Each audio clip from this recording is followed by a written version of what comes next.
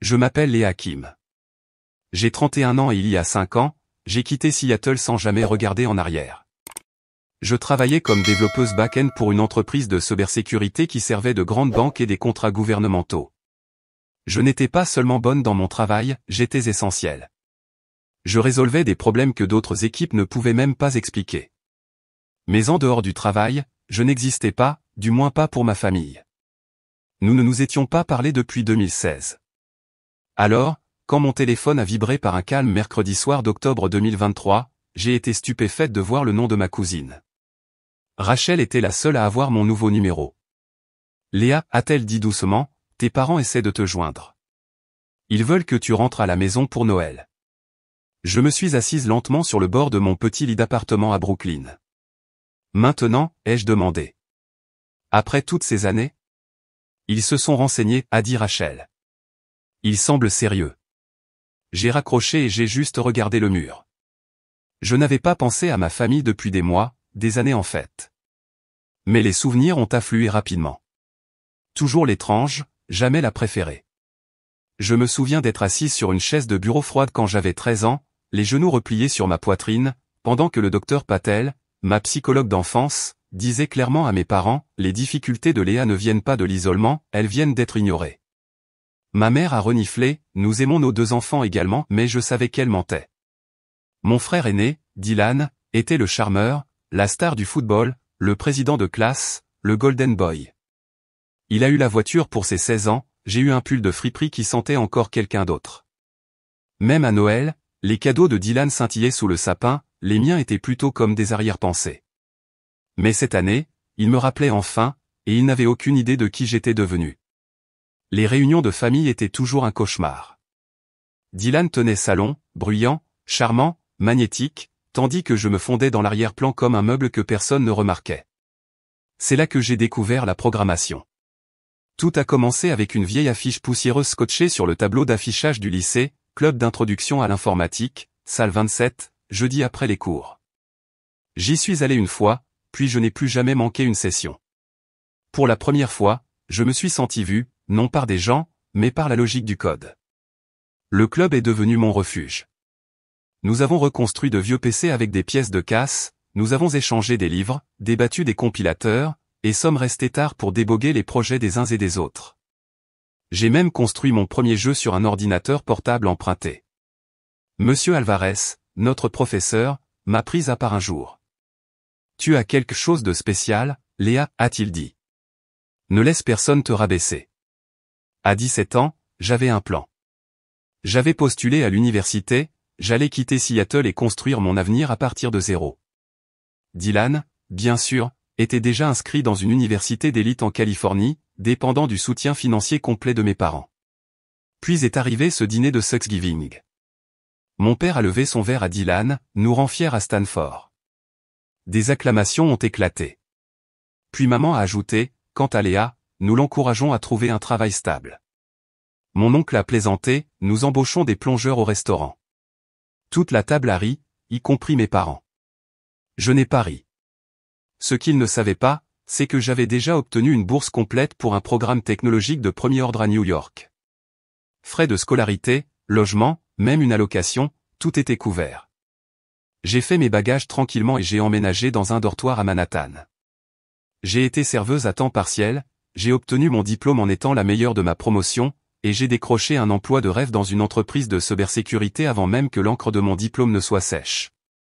4 ans plus tard, je venais de diriger une intégration de plusieurs millions de dollars pour une banque mondiale. Le bonus? Suffisamment pour acheter un brownstone. Alors j'ai appelé un agent immobilier. En quelques jours, mon agent immobilier l'a trouvé, le condo brownstone parfait à Fort Greene, 2 chambres, cuisine élégante, murs en briques apparentes, près du parc. À 31 ans, je suis officiellement devenu propriétaire.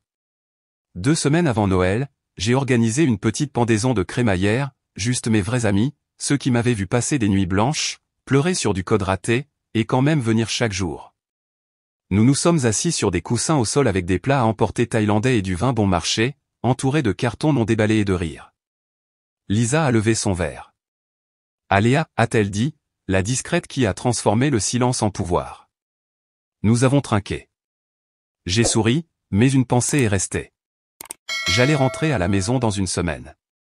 Mais cette fois, je ne rentrais pas comme la fille invisible. Cette fois, je revenais comme quelqu'un qui connaissait sa valeur. La semaine avant Noël, j'ai pris des congés, j'ai enveloppé des cadeaux simples mais attentionnés, et j'ai fait les 6 heures de route pour retourner dans mon quartier d'enfance, au nord de Seattle. La maison n'avait pas bien vieilli, revêtements délavés, et envahis, et une lumière de Porsche qui clignotait comme un souvenir mourant. J'ai sonné à la porte avec des mains tremblantes. Des pas. Puis la porte a grincé en s'ouvrant. Léa? Ma mère a cligné des yeux. Waouh, c'est vraiment toi. Elle m'a donné une brève et raide accolade. Tu as l'air différente. À l'intérieur, l'odeur m'a frappé, vieux polish pour bois, air vicié, et ce bol de pot pourri séché toujours présent. Le salon était bondé. Les conversations se sont arrêtées lorsque les regards se sont tournés vers moi. Eh bien, regardez qui a enfin daigné se montrer, a marmonné quelqu'un. Elle porte un survêtement, a chuchoté un autre. J'ai baissé les yeux. Un pantalon noir taillé et un manteau de créateur. Un luxe discret, mais clairement perdu pour cette foule. Puis Dylan a émergé de la cuisine, rayonnant. Tout le monde, voici Mia, ma femme, et il a désigné son ventre, votre future nièce ou neveu. Félicitations, ai-je dit. Il a souri d'un air narquois. Toujours en train de coder dans un coin quelque part. Des rires en ripple. J'ai senti ma mâchoire se serrer. Je travaille dans la technologie, ai-je répondu calmement. Si vous êtes déjà rentré chez vous avec plus de pouvoir qu'il ne l'imaginait, abonnez-vous car la suite de l'histoire est celle où tout change. La technologie, hein. Dylan a ricané. Genre réparer des imprimantes ou répondre aux appels du service d'assistance. Il s'est tourné vers Mia. Léa a toujours été la bizarre, elle travaille probablement depuis un sous-sol quelque part. J'ai juste souri faiblement. Quelque chose comme ça. Maman a claqué des mains. Le dîner sera bientôt prêt. Léa, pose tes affaires. Dylan utilise ton ancienne chambre comme bureau maintenant, donc tu dormiras sur le canapé. Bien sûr que c'était le cas. Bien sûr que je le ferai. La soirée a été un lent goutte à goutte de condescendance. Tante Nora m'a coincé près du triste bol de punch. Ton frère lance sa propre entreprise, il est tellement visionnaire. Et tu es toujours dans les ordinateurs? J'écris des logiciels, ai-je répondu. Elle a froncé le nez. Eh bien, quelqu'un doit faire les choses ennuyeuses. Oncle Mike s'est penché pendant la préparation du dîner. Le poste de plongeur est toujours disponible dans mon restaurant. Ça paie le salaire minimum, mais c'est un travail honnête. Merci, ai-je dit poliment. Je vais bien. Au dîner, ils m'ont placé à l'extrémité de la table, près de la porte de la cuisine. Dylan a, comme prévu, volé la vedette. Ça va tout révolutionner, a-t-il déclaré. Il nous faut juste le capital de démarrage pour lancer. Combien, a demandé papa. 200 000 pour démarrer, a dit Dylan d'un air désinvolte. J'ai failli m'étouffer avec mon eau. C'était le cliché parfait du discours de start-up raté que j'avais jamais entendu. Nous allons trouver quelque chose, a dit maman, en lui tapotant la main. La famille est de la famille. Après le dîner, elle m'a tendu une couverture et a désigné le canapé. Le matin de Noël, Dylan et Mia ont dévalé les escaliers comme des enfants. Les cadeaux s'empilaient. Ils ont déballé les miens, des cadeaux de luxe, choisis avec soin. Léa, c'est magnifique, a haleté maman, tenant son nouveau sac. Mais quand ce fut mon tour? Oh non. Maman a haleté trop fort. Léa, on a complètement oublié. Dylan a éclaté de rire. Comme quand on était enfant. Ne pleure pas cette fois, a-t-il ricané. Tu es une adulte maintenant. Quelque chose a changé en moi. Pas de la tristesse, pas de la colère, juste de la clarté. Je ne vais pas pleurer, ai-je dit calmement, en fouillant dans mon sac. En fait, je me suis acheté un très bon cadeau cette année. J'ai sorti mon porte-clés et je l'ai brandi. L'acier brossé a attrapé la lumière. Maman a froncé les sourcils. Qu'est-ce que c'est? Des clés, ai-je dit simplement, de mon nouvel appartement. J'ai conclu l'achat la semaine dernière. Le silence est tombé comme une assiette cassée. Papa a cligné des yeux. Tu as acheté un appartement? Avec de l'argent, ai-je dit, de mon travail. Mon entreprise vient de concéder sous licence un cadre de cybersécurité que j'ai construit à une grande banque internationale. Ma part était solide. Les yeux de maman se sont rétrécis. Si solide que ça. J'ai haussé les épaules. Environ 150 000,00 $ après impôt. On aurait pu entendre une fourchette tomber. La bouche de Dylan s'est ouverte. Les yeux de Mia se sont écarquillés. Maman et papa me regardaient comme si j'avais avoué mener une double vie. 150 000,00 $, a dit maman, sa voix montant en flèche. Quel genre de travail paie des bonus comme ça? Je vous l'ai dit, ai-je dit calmement. Je suis développeuse de logiciels. Je construis des systèmes de sécurité d'entreprise pour des clients du Fortune 500. Papa s'est penché. Depuis combien de temps gagnes-tu ce genre d'argent? Depuis l'obtention de mon diplôme. Les bonus changent, mais mon salaire est à 6 chiffres depuis un certain temps. C'est là que l'interrupteur s'est actionné. Maman s'est levée, tout sourire et douceur. Ma chérie, pourquoi ne nous l'as-tu pas dit? Nous sommes si fiers de toi. Papa a renchéri, Dylan, as-tu entendu ça? Ta sœur travaille avec des entreprises du Fortune 500. La mâchoire de Dylan s'est serrée. Mia s'est penchée et lui a murmuré quelque chose à l'oreille. Maman s'est perchée à côté de moi.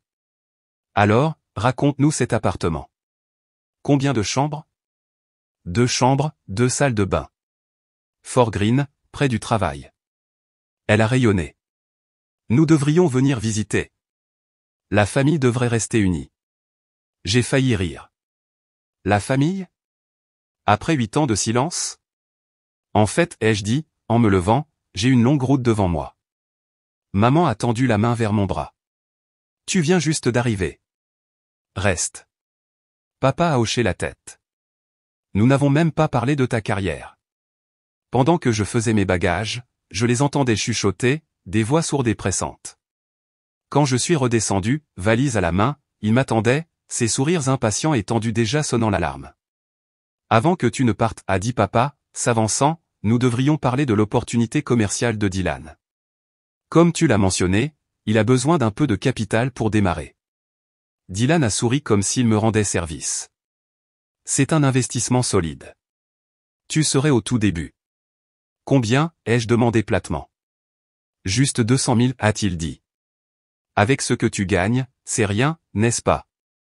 Je les ai regardés, mes parents qui riaient quand oncle Mike m'offrait un poste de plongeuse, mon frère qui passait sa vie à me moquer, et sa femme qui riait avec lui juste hier matin.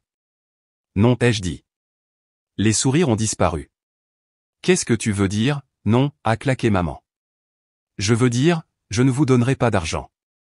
Mais nous sommes une famille, a dit papa, comme si le mot avait un quelconque poids. J'ai croisé les bras.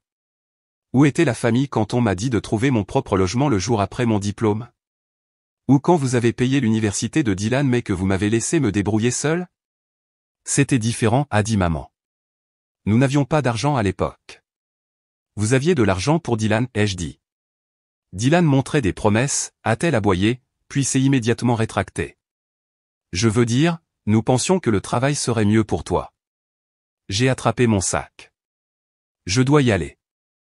Espèce de sale égoïste, a explosé Dylan. Après tout ce que cette famille a fait pour toi. Qu'avez-vous fait, ai-je demandé. M'élever? Me nourrir? C'est de la parentalité, pas de la charité. Et vous vous êtes assuré que je savais que je n'étais pas désiré. Je suis sorti par la porte tandis qu'il me suivait, protestant toujours. Tu vas le regretter, a crié maman. Je ne le regretterai pas, ai-je dit, et je le pensais. Quand je suis arrivé sur l'autoroute, mon téléphone s'est allumé. Appel, SMS, culpabilisation. Je les ai tous bloqués. À une heure de repos de retour à Brooklyn, j'ai versé un verre de vin et j'ai regardé la ville s'illuminer depuis mon balcon. Sarah m'a envoyé un SMS, j'ai appris ce qui s'est passé. Désolé pour eux. Ne sois pas, ai-je répondu. C'est le meilleur cadeau qu'il m'ait jamais fait, la liberté. Elle m'a renvoyé un emoji qui rit. Ta mère dit à tout le monde que tu es ingrate. Laisse-la faire, lui ai-je répondu. Cette nuit-là, j'ai mieux dormi que depuis des années. Le lendemain matin, je me suis réveillé avec un flot de messages, mais pas de mes parents ou de Dylan. Ceux-ci venaient de tante, d'oncles et de cousins à qui je n'avais pas parlé depuis des années. Votre mère nous a raconté ce qui s'est passé. Comment as-tu pu abandonner ta famille? Dylan essaie de construire quelque chose, tu devrais le soutenir. Nous avons toujours su que tu étais égoïste. Un par un, je les ai bloqués. Chaque nom, chaque culpabilisation a disparu. Sauf Sarah. Elle m'a appelé cet après-midi-là. Jésus, Léa, a-t-elle soupiré. Toute la famille implose. Ta mère a appelé tout le monde, disant que tu es riche et que tu ne veux pas aider Dylan. Tant mieux pour elle, ai-je dit sèchement. Elle dit aux gens que tu as oublié d'où tu viens. Bien sûr qu'elle le dit. À Dieu ne plaise qu'ils admettent que la fille qu'ils ont ignorée a fait quelque chose de sa vie. La voix de Sarah s'est adoucie. Je suis fier de toi, si ça compte. Ça compte beaucoup, lui ai-je dit. Tu es la seule avec qui je me soucie de rester en contact. Es-tu vraiment prête à couper les ponts avec tout le monde? Sarah, ai-je dit doucement, je les ai coupés il y a 8 ans. Cela n'a fait que rendre les choses officielles. Ce soir-là, j'ai retrouvé mes amis à notre endroit habituel à Fort Greene, un bar à vin confortable avec des bottes en cuir usé et des guirlandes lumineuses au-dessus du bar. Je leur ai tout raconté. Bon débarras, a dit Lisa. Ils ont l'air toxiques comme l'enfer. Penses-tu qu'ils te manqueront, a demandé une autre amie. J'y ai réfléchi. Non, ai-je dit. Je crois que j'ai fait le deuil de la famille que je n'ai jamais eue. Cela a juste clos le chapitre. J'ai levé mon verre. À la famille choisie. À la famille choisie, ont-ils fait écho, souriant en trinquant. Mon téléphone a vibré. Un numéro inconnu. Je l'ai mis en silencieux. 6 mois plus tard, l'été avait enveloppé la ville de soleil. J'étais assise sur mon balcon, tasse de café à la main, regardant la matinée se dérouler en bas. C'était comme sortir d'un brouillard dans lequel je n'avais pas réalisé que je vivais. Sarah appelait toujours chaque semaine avec des nouvelles, non parce que je le demandais, mais parce qu'elle s'en souciait. La fille de Jake est née le mois dernier, m'a-t-elle dit. Madison, c'est bien, ai-je dit, et je le pensais. J'espérais que cette petite fille serait aimée mieux que je ne l'avais été. Selon Sarah, Dylan et Mia vivaient toujours avec mes parents. La grande start-up, toujours en pourparlers. Même les parents commençaient à en avoir assez d'en entendre parler. Apparemment, mes parents avaient transformé ma trahison en leur histoire larmoyante préférée à chaque réunion de famille. Ils me dépeignaient comme la fille ingrate qui avait disparu, malgré tous leurs sacrifices. Pendant ce temps, ma vie avait pris un tournant que je ne changerais pour rien au monde. 3 mois après ce Noël désastreux, j'ai rencontré Ethan dans un café près de mon bureau. Un designer freelance avec un sourire doux et un profond respect des limites. Il comprenait le monde de la technologie et, plus important encore, comprenait ce que signifiait s'éloigner d'une famille toxique. Il l'avait fait aussi. Le travail était florissant. J'avais été promu architecte système principal pour une intégration majeure de sécurité IA. L'augmentation de salaire était formidable, mais ce qui me passionnait le plus, c'était la liberté de construire quelque chose d'innovant. Mon équipe me respectait. Mes idées comptaient. Je construisais enfin le genre de vie dont je rêvais autrefois depuis un canapé bosselé dans le sous-sol de mes parents. Il y a environ 1 mois, Dylan a réussi à obtenir un nouveau numéro et m'a appelé. Salut, Léa, a-t-il dit d'un ton maladroitement enjoué. Je me suis dit qu'on pourrait se rattraper. Qu'est-ce que tu veux, ai-je demandé. Rapidement. Madison devrait rencontrer sa tante. Les choses sont serrées en ce moment. La maison de maman et papa a besoin de travaux. Non. Tu ne sais même pas combien. Ça n'a pas d'importance. Il a explosé. J'ai raccroché, bloqué le numéro, et en étant assise là dans mon propre appartement, sirotant du café à côté d'Ethan, je n'ai ressenti que de la paix. Tout ce qu'il disait que je n'aurais jamais, amour, stabilité, succès. Je l'ai construit à mes propres conditions. Sarah a mentionné plus tard qu'il transformait mon ancienne chambre en chambre de bébé. Ça ne m'a pas fait mal. Cette chambre ne s'est jamais sentie comme la mienne. Celle-ci, si. Ils essayaient toujours de me joindre par l'intermédiaire de cousins éloignés et d'amis de la famille. Mon préféré était le message vocal de tante Nora, la famille est éternelle, Léa. Mais j'étais déjà parti, et je ne regardais pas en arrière. Ethan et moi préparions un voyage au Japon le mois prochain.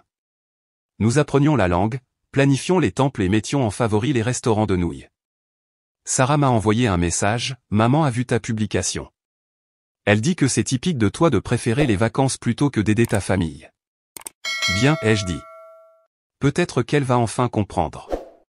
La semaine dernière, j'ai été promu chef de l'ingénierie.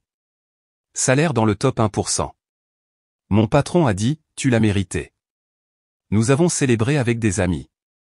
Lisa a plaisanté, ta mère a probablement senti que ton solde bancaire a augmenté cette nuit-là. Ethan a apporté du champagne sur le balcon. Achetons une maison, ai-je dit. Avec de l'espace, un jardin, peut-être un chien. Mon téléphone a vibré. Encore Sarah. Maman dit que tu dois être une trafiquante de drogue. J'ai ri. Laissez-les raconter leurs histoires. Je vis la mienne. Si vous vous êtes déjà senti invisible dans votre propre famille, j'aimerais vous lire. Laissez un commentaire, racontez-moi ce que vous avez quitté, la paix que vous avez construite. Votre soutien me rappelle que je ne suis pas seul, et peut-être avez-vous besoin de ce rappel aussi. Mon conseil ? N'attendez pas la permission de vous choisir vous-même. Construisez la vie qui reflète votre valeur, pas leurs attentes. Et si vous vous identifiez, abonnez-vous.